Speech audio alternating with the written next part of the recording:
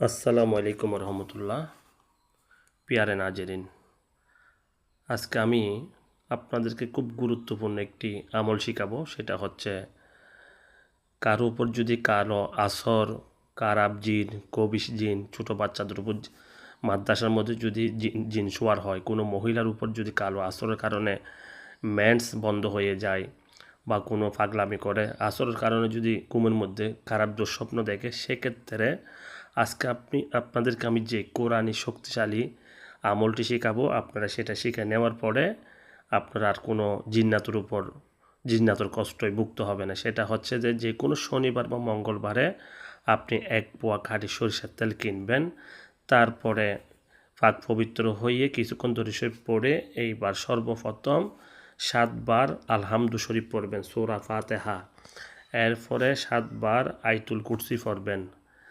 এরপরে 7 বার সূরা জিনের 5 আয়াত পড়বেন। তারপর 7 বার সেহেল কাপ পড়বেন, কাফাকা রাব্বুকা কাম ইয়াকফিকা ওয়াকিফাতান, এই সেহেল কাপটা পড়বেন 7 বার। এরপরে 7 বার পড়বেন সূরা কাহাফ, মাকসালাইনিয়া মাসলিনিয়া আমলিকা মারুনু জাবানু সাজানু কাফসাত্তা ইসকিতিমির।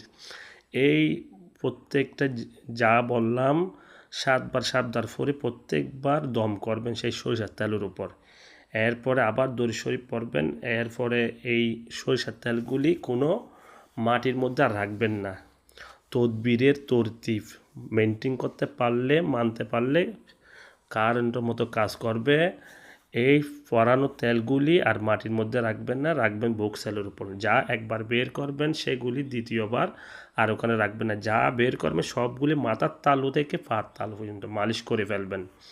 এরপরে এইভাবে প্রত্যেক দিন দুপুরের বেলায় গোসল করেই এই সরিষার তেলগুলো মাথা থেকে পার তালু দৈনিক একবার করে লাগাবে 41 দিন পর্যন্ত। কোনো কবিরাজ সোজা কোনো মওলানার কাছে যেতে হবে না, আপনি একজন নিজেই এই আমল দিয়ে আপনার যেমন কঠিন জিন্নাতের আসরের সমস্যা হোক, ছোটো বাচ্চার উপর, কোনো পুরুষ বা কোনো মহিলার উপর যদি জিনের কারণে, জিন্নাতের আসরের কারণে যদি উপরে ভাবের কারণে কষ্ট হলে, আপনি ইনশাল্লাহ এটা দিয়ে মুক্তি পাবেন।